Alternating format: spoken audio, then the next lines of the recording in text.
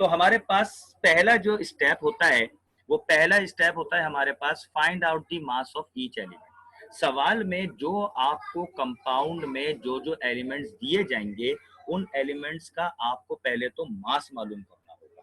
ठीक है जी, ये आपके पास जो है वो सबसे पहला स्टेप होता है। दूसरा स्टेप होता है कि find out the percentage of each element. फिर उन ईच हर एलिमेंट की आपको परसेंटेज मालूम करनी होती है। ये हमारे पास दूसरा स्टेप होता है।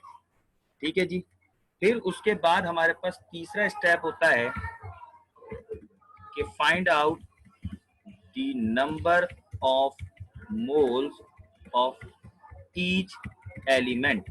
फिर हर एलिमेंट के आपको नंबर ऑफ मोल्स मालूम करने होते हैं। इसलिए आपने नोट किया होगा कल का हमारा टॉपिक नंबर ऑफ मोल्स के ऊपर ज्यादा घूम रहा था, वो यूं क्योंकि नंबर ऑफ मोल्स अब हमारे पास आएगा।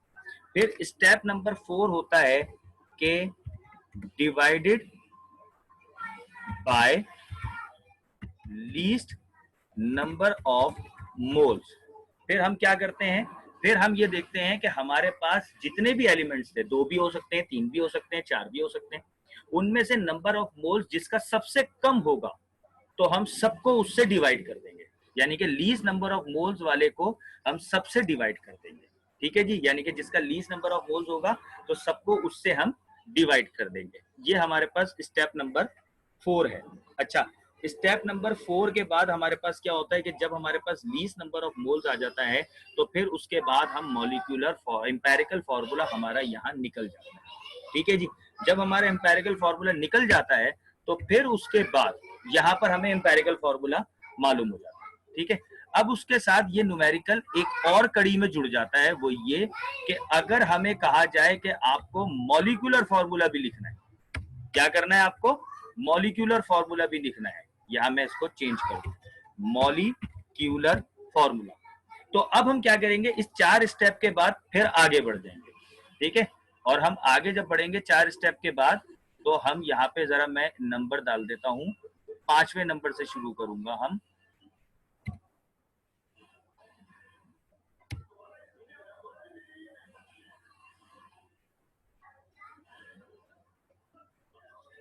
यहां से हमने किया 5वें नंबर से हमने शुरू किया।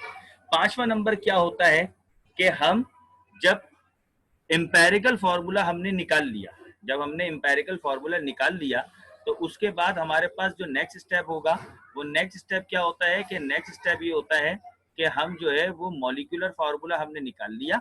मॉलिक्यूलर फार्मूला निकालने के बाद आप लोगों को स्क्रीन तो नजर आ रही है ना क्लियर। तो अब हम क्या करते हैं, मॉलिक्यूलर फार्मूला निकालने के बाद, एम्पेरिकल फार्मूला निकालने के बाद फिर जब हम मॉलिक्यूलर फार्मूला निकालते हैं, ठीक है जी, वो हम क्या करेंगे, सबसे पहले हम find the value of N, हम एन की वैल्यू मालूम करते हैं।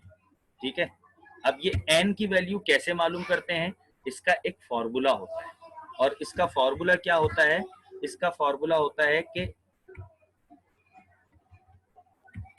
मॉलिक्यूलर फॉर्मूला मास, इसको हम डिवाइड करते हैं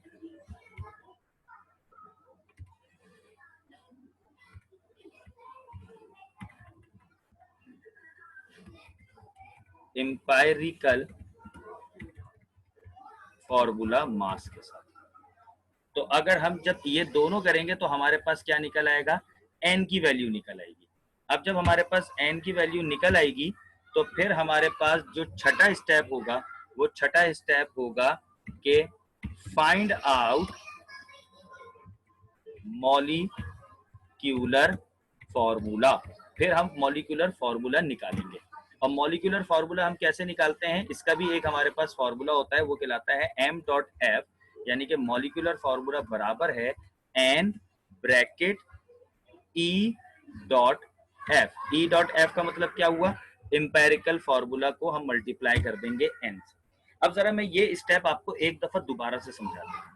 हमें अगर एम्पेरिकल फार्मूला निकालना है तो हम सिर्फ चौथे स्टेप पर आके हम अपना टॉपिक खत्म कर देंगे। ठीक है, यहाँ पर हमें एम्पेरिकल फॉर्मूला निकल आएगा। और अगर हमें मॉलिक्यूलर फॉर्मूला निकालना है तो चौथे स्टेप के बाद हम पांचवा स्टेप भी करेंगे और छठा स्टेप भी करेंगे, तो हमें मॉलिक्यूलर फॉर्मूला निकल आएगा। इसका मतलब ये हुआ कि मॉलिक्यूलर फॉर्मूला निकालने के लिए हमें 6 स्टेप चाहिए और एम्पेरिकल फॉर्मूला निकालने के लिए हमें 4 स्टेप चाहिए। पहला स्टेप क्या होता है कि हमें मास मालूम करना है हर एलिमेंट का। दूसरा स्टेप क्या होता है कि हमें परसेंटेज मालूम करनी है हर एलिमेंट की। तीसरा स्टेप क्या होता है कि नंबर ऑफ मोल्स मालूम करना है हर एलिमेंट का। चौथा स्टेप क्या होता है कि आपको जो नंबर ऑफ मोल्स 1 2 3 एलिमेंट के जो आपने निकाले होंगे उसमें से जिसका सबसे छोटा होगा उस सबको आप उससे डिवाइड कर देंगे और फिर आप एम्पेरिकल फॉर्मूला निकालेंगे। फिर उसके बाद आप n की वैल्यू निकालते हैं। वो किस तरह निकालते हैं? मॉलिक्यूलर फॉर्मूला मास को डिवाइड करेंगे एम्पेरिकल फॉर्मूला मास से, तो जो भी आपकी n की वैल्यू आ जाएगी फिर आप स्टेप नंबर 6 पे जाएंगे, उसको एम्पेरिकल फॉर्मूला से मल्टीप्लाई करेंगे, इस तरह आपका मॉलिक्यूलर फॉर्मूला निकल आएगा। तो ये है हमारे पास एक proper step to find out the empirical and molecular formula. ठीक है जी। अच्छा, अब उसके बाद हम एक क्वेश्चन ले लेते हैं ताकि उस क्वेश्चन से हम जरा समझ सकें कि हमारे पास जो है वो सवाल क्या है और हम सवाल को किस तरीके से हल कर सकते हैं। ठीक है जी। तो उस क्वेश्चन के लिए मैं जरा चेक कर लेता हूं कि हम कैसा क्वेश्चन ले रहे हैं, कौन सा क्वेश्चन ले रहे हैं हमारे पास। Let's see.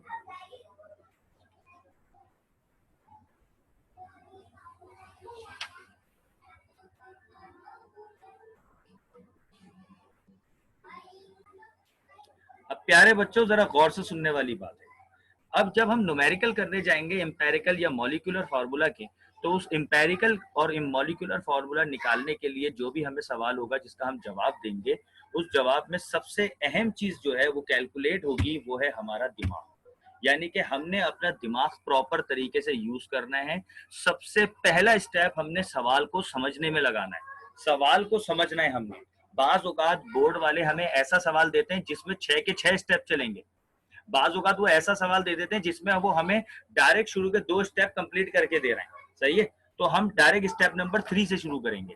ये कैसे होगा ये मैं आपको वक्तन फवक्तन जो है वो न्यूमेरिकल सॉल्व करके बताता जाऊंगा, तो हम देखते जाएंगे। लेट्स सी हमारे पास क्वेश्चन क्या है। मैं क्वेश्चन टाइप करता हूं। हमारे पास क्वेश्चन है कंबशन ऑफ 0.5, आप भी मेरे साथ साथ लिखते जाएं, ऑफ हाइड्रोकार्बन प्रोड्यूस्ड। आज की क्लास हमारी लंबी हो जाएगी, हम दोबारा इसको ज्वाइन करेंगे। 1.515 ग्राम CO2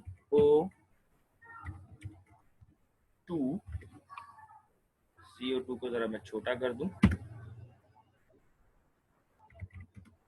and 0.77 gram of H2O। इस H2O को हमने फॉर्मूला बना दिया। Full stop. If the molecular mass of the compound, भाई ये चैट ना करें, आप डायरेक्ट वॉइस से सवाल पूछ लें, is 58 AMU, determine its molecular formula। अब जरा प्यारे बच्चों आप लोगों की भरपूर कंसंट्रेशन चाहिए मुझे, और इस सवाल को हम समझेंगे। ये हमारा समझें बिग क्वेश्चन है, बिग क्वेश्चन, सबसे बड़ा सवाल है। अगर आपने इस सवाल को कर लिया और इस सवाल को आपने प्रॉपर समझ लिया, तो आपके लिए मॉलिक्यूलर एम्पेरिकल फॉर्मूला के दीगर क्वेश्चंस आसान हो जाएंगे। बस आपको थोड़ी थोड़ी सी गाइडेंस चाहिए।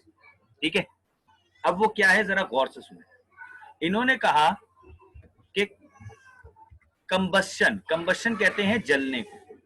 हमने क्या किया, हमने एक हाइड्रोकार्बन लिया। ये हाइड्रोकार्बन क्या है? हाइड्रोकार्बन होता है वो कंपाउंड जिसके अंदर हाइड्रोजन और कार्बन दोनों हो, उसे हम कहते हैं हाइड्रोकार्बन। ठीक है, वो कंपाउंड जिसके अंदर हाइड्रोजन और कार्बन दोनों हो उसको हम कहते हैं हाइड्रोकार्बन। इस सवाल से हमें एक फायदा हो गया कि हमारे पास ये एक ऐसे कंपाउंड की बात कर रहे हैं जिसमें सिर्फ दो ही एलिमेंट है, तीसरा हो ही नहीं सकता। क्योंकि ये जो लफ्ज आया है ना हाइड्रोकार्बन, ये हाइड्रोकार्बन ने हमारे सवाल को आसान कर दिया। ये देखें मैंने इसको अंडरलाइन कर दिया। इसका मतलब होता है कि ये एक ऐसा कंपाउंड है जिसमें सिर्फ और सिर्फ हाइड्रोजन और कार्बन है, बस। कोई तीसरा एलिमेंट हो ही नहीं सकता। इसके अंदर नाइट्रोजन हो ही नहीं सकता, इसके अंदर ऑक्सीजन हो ही नहीं सकता, इसके अंदर जिंक हो ही नहीं सकता, इसके अंदर ऑक्सीजन हो ही नहीं सकता, इसके अंदर हाइड्रोजन और कार्बन के अलावा कोई तीसरा एलिमेंट हो ही नहीं सकता। क्यों? क्योंकि ये हाइड्रोकार्बन है, बस, दैट्स इट। अगर इसकी जगह ये हाइड्रोकार्बन की जगह अगर हमें ये लिख देते ऑर्गेनिक कंपाउंड, अगर हमें ये लिख देते ऑर्गेनिक कंपाउंड, यकीन करें हम फंस जाते। क्योंकि ऑर्गेनिक कंपाउंड का मतलब ये है कि कार्बन हाइड्रोजन तो होगा, उसके साथ कोई तीसरा भी हो सकता है और हो भी सकता है ना हो। ऑर्गेनिक कंपाउंड का मतलब हुआ कार्बन हाइड्रोजन तो लाजमी है, कोई तीसरा भी हो सकता है, might be oxygen, might be zinc, might be magnesium, सही है, कोई भी हो सकता है, माइट बी नाइट्रोजन, कोई भी हो सकता है। तो ऑर्गेनिक कंपाउंड के जब सवाल आते हैं तो फिर हम सवाल को गौर से देखते हैं कि कहीं किसी तीसरे एलिमेंट का नाम तो नहीं है, और अगर तीसरे एलिमेंट का नाम नहीं है तो कहीं ना कहीं इशारा जरूर मिल जाता है हमें तीसरे एलिमेंट का। जब कभी भी ऑर्गेनिक कंपाउंड वाले सवाल पर आएंगे ना तो मैं आपको बता दूंगा कि देखें यहाँ हमें इशारा मिल रहा है कि तीसरा एलिमेंट है, या यहाँ हमें ये इशारा मिल रहा है कि यहाँ सिर्फ दो ही एलिमेंट है, हाइड्रोजन और कार्बन। तो एक बात याद रखिएगा कि हमारे पास सवाल में हाइड्रोकार्बन है, सवाल में हाइड्रोकार्बन हो या सवाल में आपके ऑर्गेनिक कंपाउंड हो, हाइड्रोजन और कार्बन तो मस्ट है। हाइड्रोकार्बन में आपके पास तीसरा एलिमेंट नहीं होता। और एक मिनट जी, अच्छा ले लो। तो हमारे पास हाइड्रोकार्बन में सिर्फ और सिर्फ हाइड्रोजन और कार्बन होंगे, there is no third element. लेकिन ऑर्गेनिक कंपाउंड में तीसरा एलिमेंट हो सकता है, सही है, वो हम बाद में देखेंगे कि वो ऑर्गेनिक कंपाउंड में कौन सा होता है या उसकी क्या निशानियां है। अभी तो हम फिलहाल हाइड्रोकार्बन पे फोकस कर रहे हैं। इसका मतलब है कि यहाँ जो हम एक ऐसा कंपाउंड हम कंबस्ट कर रहे हैं, ऐसा कंपाउंड जला रहे हैं जो हाइड्रोजन और कार्बन से मिलकर बना है, डेट्स इट। ठीक है जी।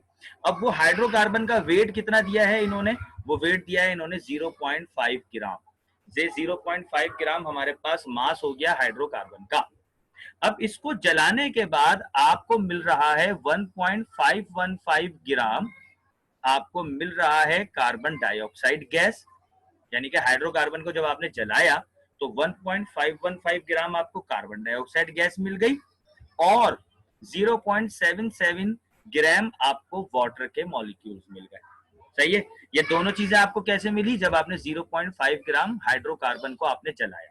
एक कंपाउंड था कार्बन और हाइड्रोजन से मिला हुआ, उसका वजन था 0.5 ग्राम, आपने उसको जलाया तो 1.515 ग्राम कार्बन डाइऑक्साइड आ गई, 0.77 ग्राम आपके पास वाटर आ गया। अब ये कह रहे हैं कि इफ द मॉलिक्यूलर मास, अगर मॉलिक्यूलर मास उस कंपाउंड का, कौन से कंपाउंड का? हाइड्रोकार्बन का, वो कितना है? 58 AMU, सही है। इन्होंने मॉलिक्यूलर मास हमें बता दिया 58 AMU। अब आपको मालूम क्या करना है? इसका मॉलिक्यूलर फॉर्मूला मालूम करना है। तो ये मैंने जो आपको इस क्वेश्चंस में से ब्लैक ब्लैक हेडिंग निकाल दी ना, ये हमारा डेटा है, ठीक है। अब चलें जी, सॉल्यूशन लिखते हैं।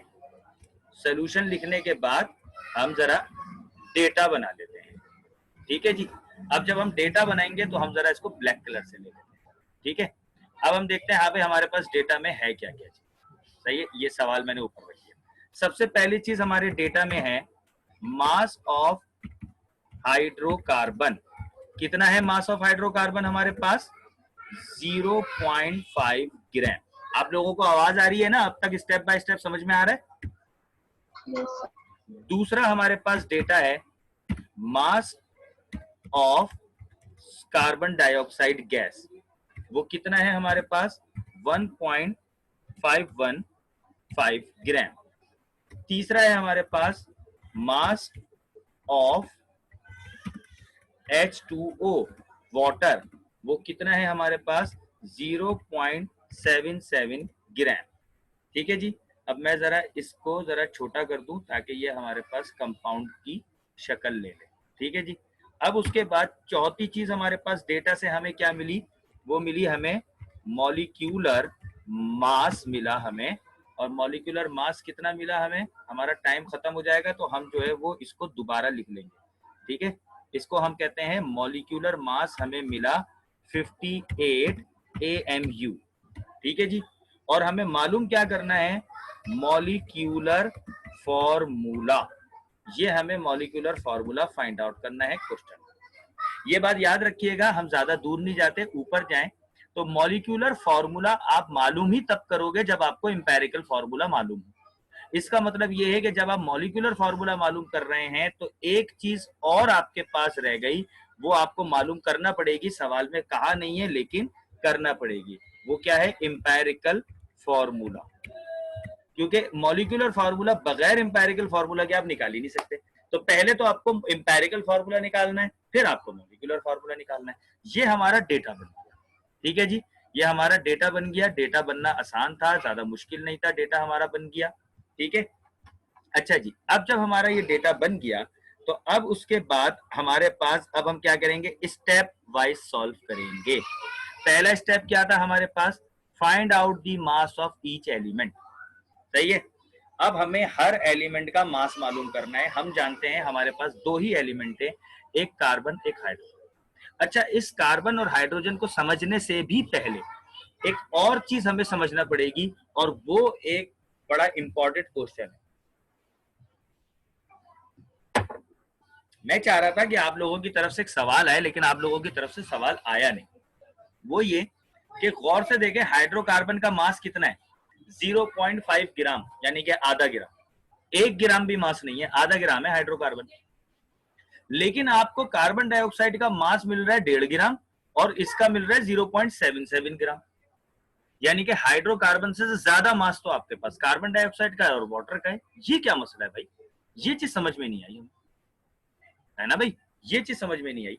तो इसको जरा समझने के लिए कोई मुझे जवाब देगा, ये ऐसा है क्यों कि हाइड्रोकार्बन कंपाउंड का मास तो छोटा है, और उसको जलाने के बाद जो दो प्रोडक्ट हमें मिल रहे हैं, कार्बन डाइऑक्साइड और वाटर, उसका मास ज्यादा है। तो ये ज्यादा मास क्यों हो गया भाई, जलने के बाद मास ज्यादा क्यों हो गया? सर जब जला होगा तो शायद कोई और एनर्जी भी मिल रही होगी ना साथ। शाबाश। जब जलता है ना, कोई भी चीज जलती है तो वो ऑक्सीजन की मदद से जलती है। मैं आपको एक एग्जांपल देता हूँ। हाइड्रोकार्बन का मतलब है हमारे पास कार्बन और हाइड्रोजन वाला एक कंपाउंड था। अब हमें नहीं पता ये कंपाउंड कौन सा था हाइड्रोकार्बन, लेकिन इतना पता है कार्बन और हाइड्रोजन। और सवाल में लिखा हुआ है कंबशन हुआ है। ये कंबशन का मतलब होता है जला है। ये जब कोई भी चीज जलती है ना, तो वो ऑक्सीजन की मौजूदगी में जलती है। कोई भी चीज किसकी मदद से जलती है, ऑक्सीजन की मदद से जलती है। जब ऑक्सीजन की मदद से कोई भी चीज जलती है ना, तो फिर क्या होता है, फिर उसके बाद दो प्रोडक्ट हमारे पास आते हैं। एक प्रोडक्ट होता है हमारे पास, मैं यहां लिख दूं, एक प्रोडक्ट होता है हमारे पास कार्बन डाइऑक्साइड, और एक प्रोडक्ट होता है हमारे पास वाटर। ये दो प्रोडक्ट हमें हासिल हो जाते हैं। अब सवाल ये पैदा होता है कि ये वजन इनका ज्यादा क्यों आया, क्योंकि ये जलते टाइम ऑक्सीजन इसमें मिक्स हो गई। ये जो कार्बन डाइऑक्साइड के अंदर ऑक्सीजन का वजन ऐड हो गया, तभी ये 1.5 ग्राम बन गया। और इस वाटर के अंदर ऑक्सीजन का वजन ऐड हुआ है, तभी ये 0.77 ग्राम बन गया। यानी कि हमारा हाइड्रोकार्बन वही 0.5 ग्राम था। वो जो एक्स्ट्रा वजन है ना, वो ऑक्सीजन ने ले लिया। आप यहाँ गौर से देखें, इस इक्वेशन में ये कार्बन और हाइड्रोजन टूट गया। कार्बन भी ऑक्सीजन के साथ मिल गया, हाइड्रोजन भी ऑक्सीजन के साथ मिल गया। जो हमारे पास ज्यादा वजन आया है ना, वो ऑक्सीजन का वजन मिक्स हो गया। और ऑक्सीजन का वजन क्यों मिक्स हुआ, क्योंकि हमने रिएक्शन को कंबस्शन रिएक्शन किया था, यानी कि ऑक्सीजन की मौजूदगी में जलाया था। तो इसका मतलब यह है कि अब कार्बन डाइऑक्साइड गैस में ऑक्सीजन का वजन शामिल है, और वाटर के अंदर भी ऑक्सीजन का वजन शामिल है। हमें इन दोनों वजन में से कार्बन और हाइड्रोजन का वजन निकालना है, जो कि 0.5 ग्राम होगा, है ना भाई। इन दोनों का वजन 0.5 ग्राम होगा। और ये हमारा जो है वो side by side proof reading भी, प्रूफ भी होता रहता है, वेरिफिकेशन भी होता रहता है। तो सबसे पहले मैं लिखूंगा स्टेप 1। अब मेरा आ गया स्टेप 1। अच्छा, स्टेप 1 क्या है, आप चाहें तो स्टेप 1 की हेडिंग भी डाल दें, यूं करके डाल दें, चलें आपके लिए और आसानी हो जाएगी। और अगर आप बोर्ड में करेंगे भी तो वो भी कहेगा कि वाह यार ये बच्चा तो बड़ा प्यारा है, इसने तो स्टेप 1 भी लिख दिया। Find out the mass of each element. अब हम हर एलिमेंट का मास मालूम करेंगे। हम जानते हैं हमारे पास हाइड्रोकार्बन है, तो हमारे पास सिर्फ 2 ही एलिमेंट है, एक हाइड्रोजन एक कार्बन। तो हम जो है वो इनके मास मालूम करेंगे। सबसे पहले हम मास मालूम करते हैं, मास ऑफ कार्बन।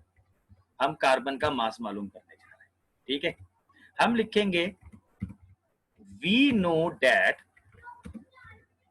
हम जानते हैं कि, क्या जानते हैं कि 44 ग्राम ऑफ कार्बन डाइऑक्साइड,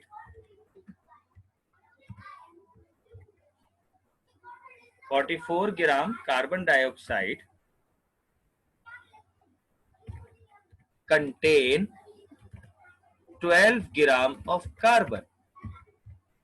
ये जो मैंने लाइन लिखी है, ये लाइन कहां से मुझे पता चल गई? ये आपकी अपनी जर्नल नॉलेज के ऊपर है।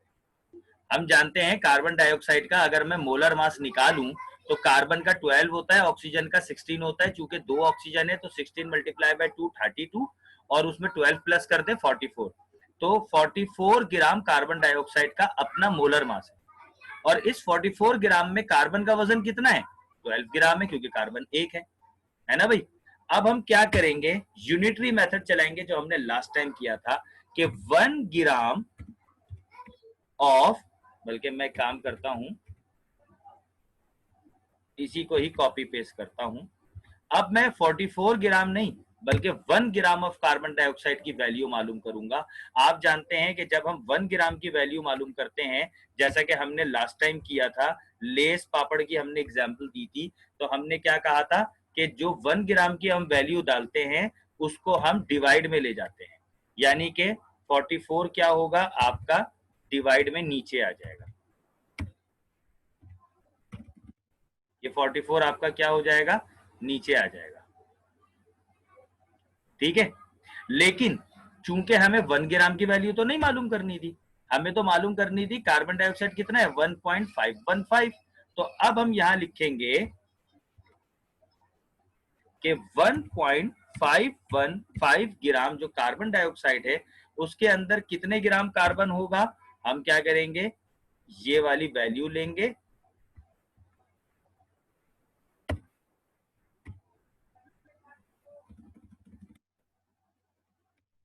और इसको मल्टीप्लाई करेंगे 1.515 से। ये हमारे पास इसका जो हल निकालेंगे वो हमारे पास वैल्यू आ जाएगी मास ऑफ कार्बन। क्या आ जाएगी हमारे पास, मास ऑफ कार्बन। दोबारा बता देता हूं मैं, हमने क्या किया, यूनिटरी मेथड चलाया। कल हमने आपको जाते जाते एक सवाल दिया था कि 3 लेस पापड़ जो है वो 30 रुपए के हैं, तो 5 लेस पापड़ कितने के होंगे। आपने कहा था 3 लेस पापड़ जो है वो 50 रुपए के हैं, एक लेस पापड़ कितना होगा, आपने वो 30 को डिवाइड किया था 3 से, और आपने कहा था 5 लेस पापड़ कितने के होंगे, तो मल्टीप्लाई किया था 5 से। ये हमने कल पढ़ा था, उसे यूनिटरी मेथड कहते हैं। तो वही यूनिटरी मेथड के तहत हम मास ऑफ कार्बन निकालेंगे। वो किस तरह निकालेंगे, हमने ये एक जर्नल लाइन लिखी कि 44 ग्राम कार्बन डाइऑक्साइड गैस, ये कार्बन डाइऑक्साइड गैस का जो वजन है ना ये 44 ग्राम होता है। ये आप खुद से कैलकुलेट कर सकते हैं। कार्बन 12 होता है, ऑक्सीजन 16 होता है, तो 2 ऑक्सीजन है 32, 32 में 12 प्लस करें 44 ग्राम आ गया, ठीक है। इस 44 ग्राम में कार्बन का अपना वजन होता है 12 ग्राम, तो 1 ग्राम में कितना होगा, ये 44 12 के नीचे आ जाएगा। अगर मैं यहाँ इसको डिवाइड कर दूं तो मुझे 1 ग्राम कार्बन का वजन पता चल जाएगा, carbon dioxide 1 gram carbon dioxide. लेकिन हमारे पास यहाँ सवाल में कार्बन डाइऑक्साइड का मास दिया था 1.515, तो हमने लिखा 1.515 ग्राम कार्बन डाइऑक्साइड के अंदर कितना वजन होगा, 12 डिवाइडेड बाय 44 मल्टीप्लाई 1.515। तो इसके बाद जो हमारा आंसर निकलेगा, सही है, ये जो हमारा आंसर निकलेगा, ये हमारा आंसर निकलेगा आई गैस 0.413। ये हमारे पास मास निकला, और ये हमारे पास किसका मास होगा, ग्राम ऑफ कार्बन। ये हमने कार्बन डाइऑक्साइड में से कार्बन का वजन निकाल लिया 1.515। यानी कि ये जो हमें डेटा के अंदर मास ऑफ कार्बन डाइऑक्साइड दिया था ना 1.515, इसको मैं रेड कर दूं, ठीक है, इसमें से मैंने कार्बन का वजन निकाल दिया। कार्बन का वजन है सिर्फ 0.4, और बाकी वजन कितना है, बाकी वजन ऑक्सीजन का था, क्योंकि जब कंबस किया तो बाकी ऑक्सीजन उसमें शामिल